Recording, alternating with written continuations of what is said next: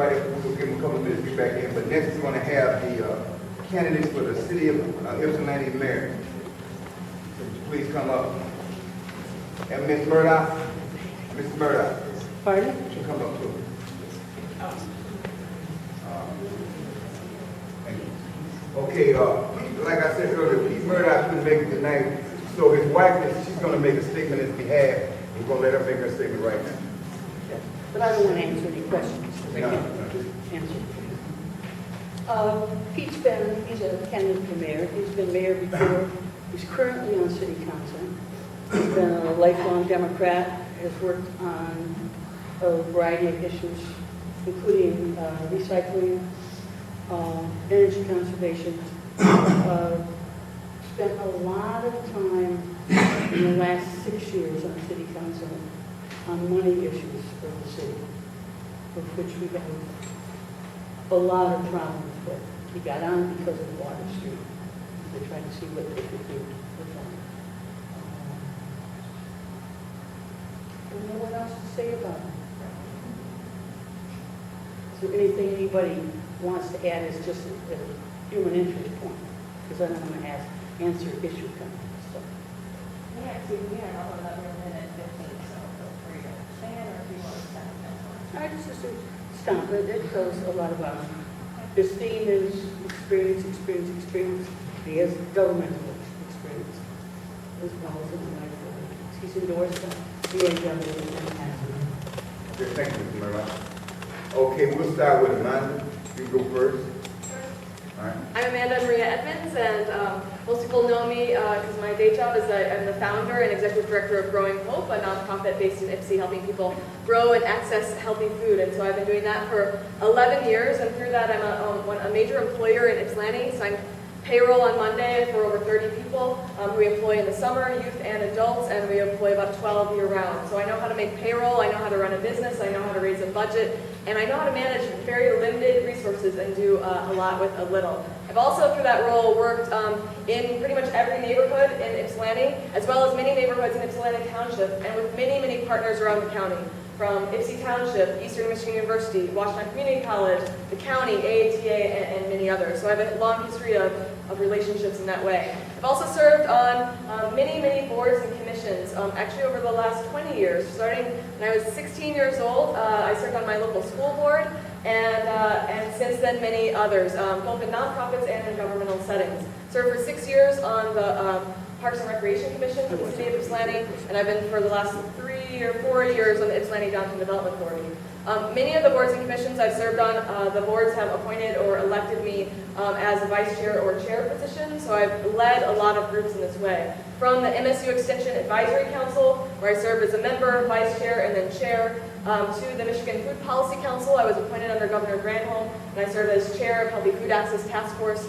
The Washtenaw Food Policy Council, appointed by the Board of Commissioners, where I serve as vice chair currently, to the Ypsilanti again DEA, where I currently serve as the chair. So those are a few. I've also served on national boards, bi-national boards of some nonprofit organizations as well. As mayor of Ypsilanti, I'm really focused on economic development through positive, moving forward, proactive attitude, focusing first on our local businesses and bringing all the voices from the community together. So I think it's important to work with every neighborhood in our community, and I'll say more later.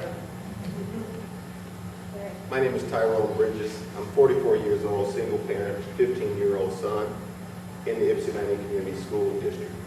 I'm a lifelong resident of Ypsilanti.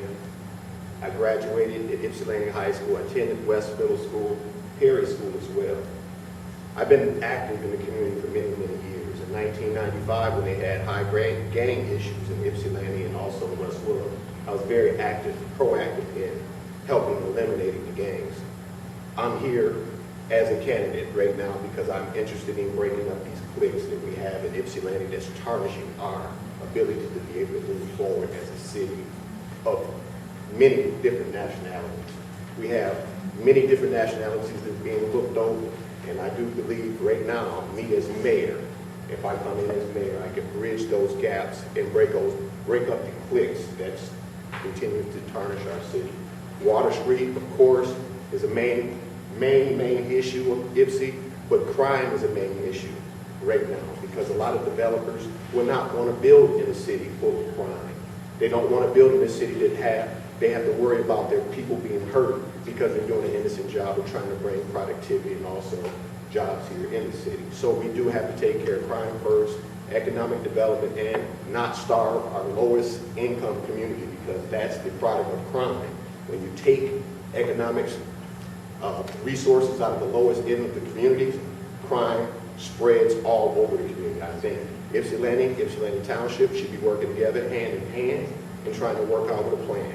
And also, I do believe that the government should be involved in the Ypsilanti Community Schools, but not policing. They also should be involved with the board. They also should be involved with any other of our county partners that wants to help make a way for these youth. And this is what I'm here for. Thank you. All right, I'd like to thank you. We don't have any questions for the meritorious candidates. So I think,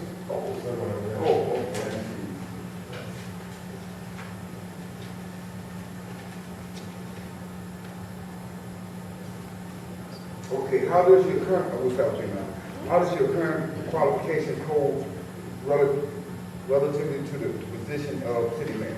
2 minutes and 30 seconds. So I mentioned a number of those things already. So I've served on many boards and commissions, and I've chaired many boards and commissions, so both governmental and non-governmental, for about 20 years now. And so that I think qualifies me well. I think one of the roles that I've played, and the reason why I've been elected or appointed to vice chair or chair positions, leadership positions in those organizations, is because I believe in open and transparent process, and I believe good process moves us forward.